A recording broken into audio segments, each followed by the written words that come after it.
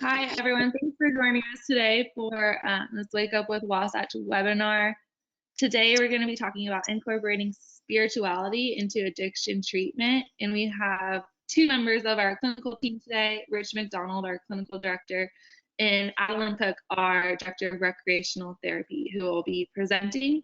If you have any questions at any time, you can type them into the GoToWebinar control panel, and we'll make sure they get answered.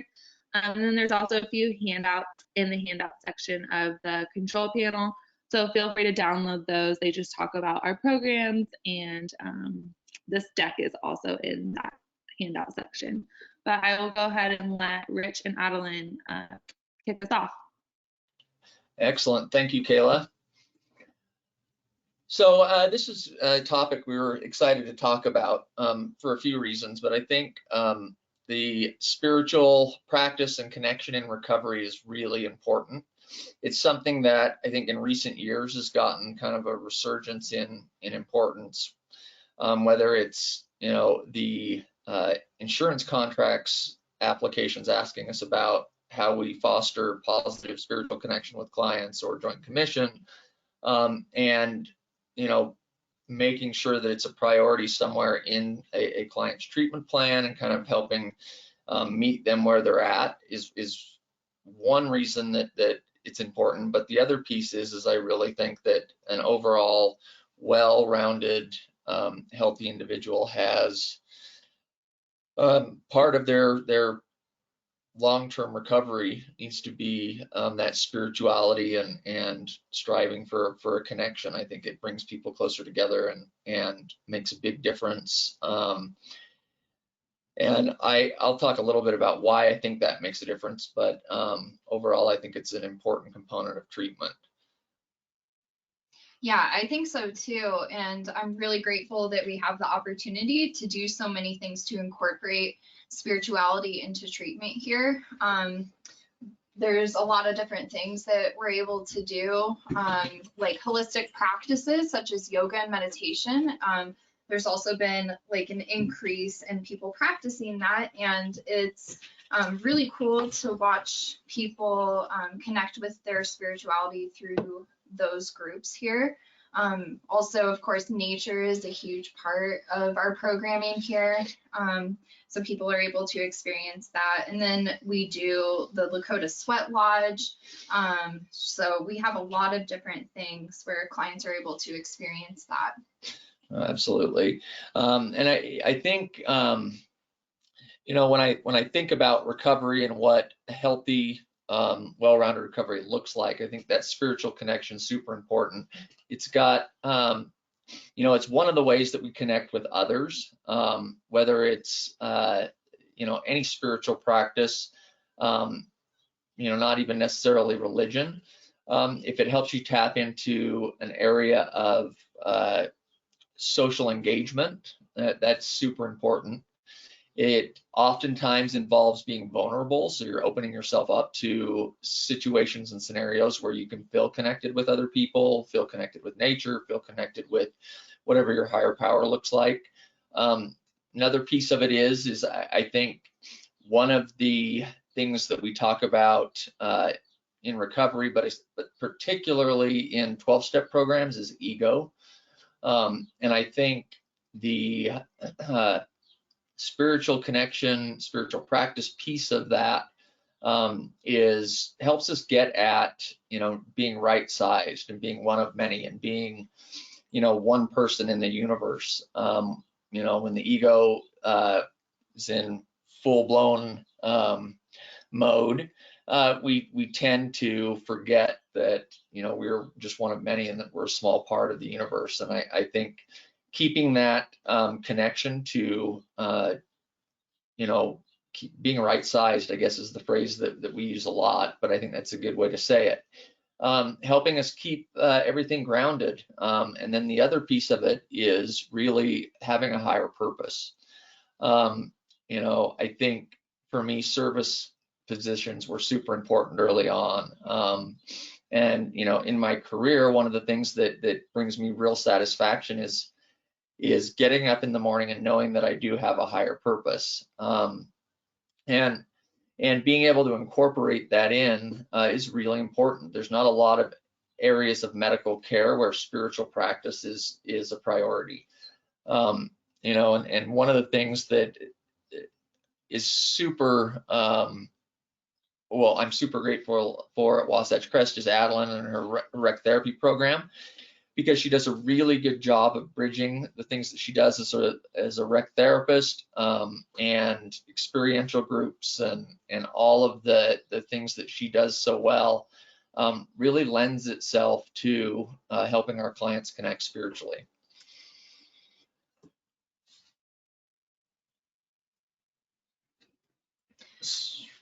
So we do, like I mentioned before, we do a lot of different things to introduce clients to spiritual experiences.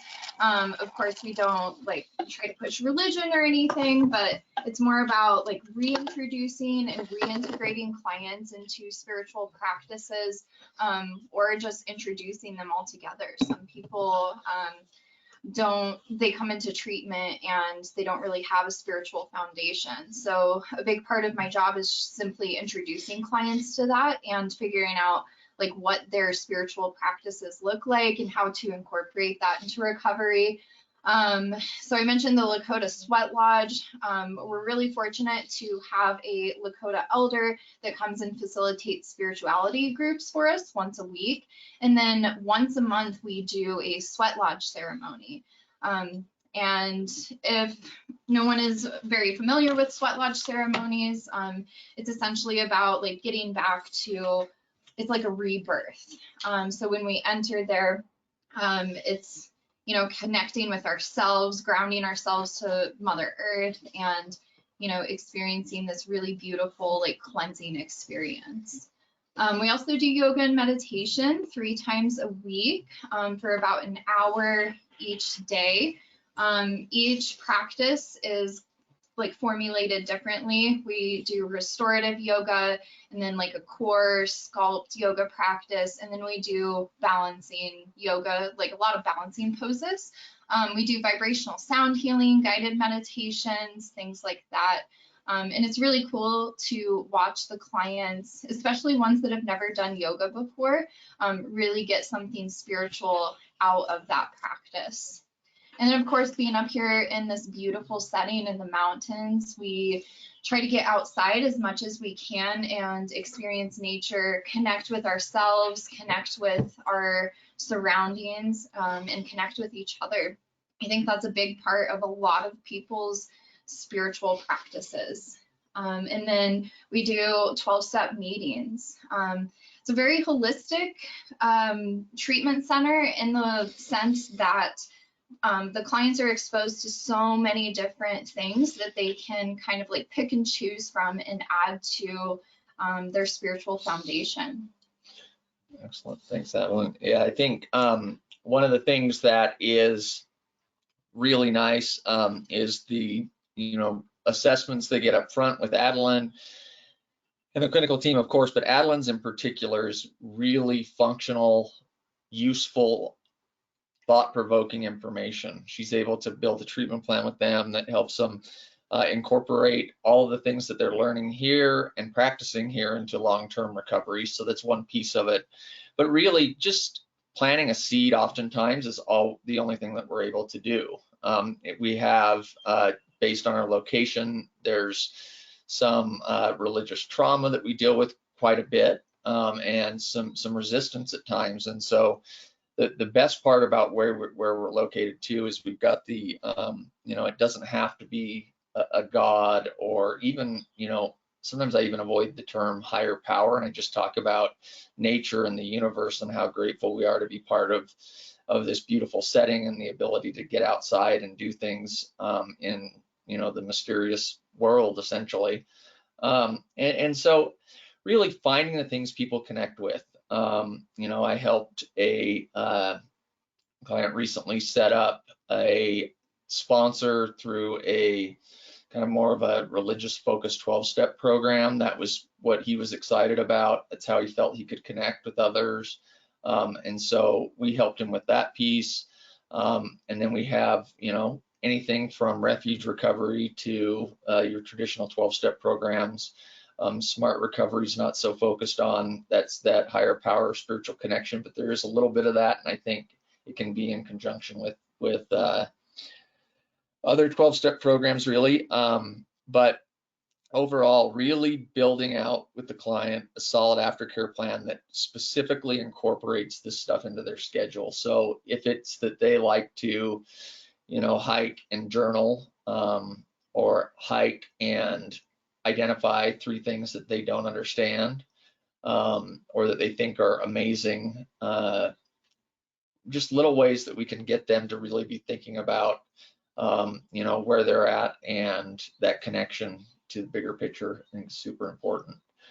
Overall, I think it's such a journey, and it would be easy to go down the 12-step rabbit hole, but so I'll be careful here. I think that daily, reprieve based on our spiritual condition works for a lot of people.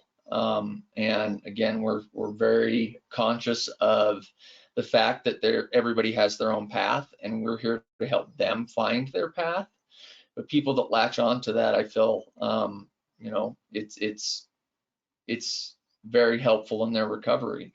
And morning meditations, they get into the practice with it with Adeline, and I think that's one way they can have that daily connection. And it's incredible to watch. I think one of the things I love the most about what I do is watching that light come on. It is like, it's an incredible experience to see somebody that's resistant to recovery, resistant to anything, even the word spirituality, or anything that has to do with their past or how they were raised, and finding a new way to look at that spiritual connection it's a beautiful thing when the lights come on, and I'm grateful that I get to see it every day. Yeah, it's one of my favorite things to work on with clients. When I do their rec therapy assessments, a lot of the clients that want to work on their spirituality, they just want to identify what that looks like for them.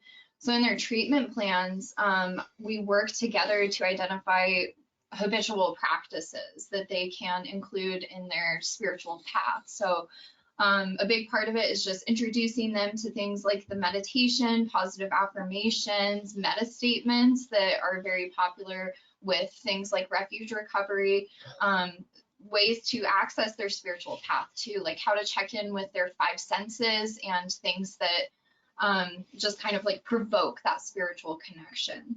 And so after treatment, before they leave from treatment, we look at things like, okay, how are we going to incorporate spiritual practices into everyday life and recovery? So that might be, just a short 10-minute practice for them, doing a morning meditation, reciting affirmations, prayer, things like that. So it's a lot of fun, like Rich said, to watch that light come on. And see these clients, just get it. Like, I don't have to identify like this higher power, like this being that like I worship, but I can, feel spiritually connected to myself, my environment, and things like that. Absolutely. And there's something about the fact that oftentimes that spiritual connection involves other people. It's interesting to watch the energy of a room change when somebody gets vulnerable. And sometimes I like to point that out. Just how we connect with other people is super important, and it's part of the spiritual thing.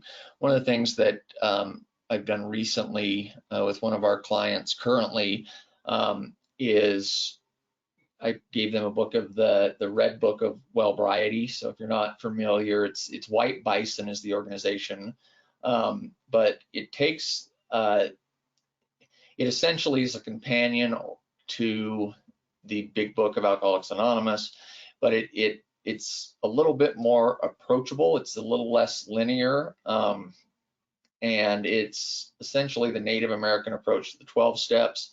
And for whatever reason, regardless of somebody's cultural upbringing, that is somewhat easier a lot of times for people to grasp early on, and it's got a great approach to that spiritual connection. I mean, we've talked about refuge recovery, talked about just nature in general, and one of the things that I love that Adeline does is the 5, 4, 3, 2, 1 walk when they're out hiking. I think just noticing nature around us is one other way to connect, and there are a lot of resources out there, and I encourage everybody to use those.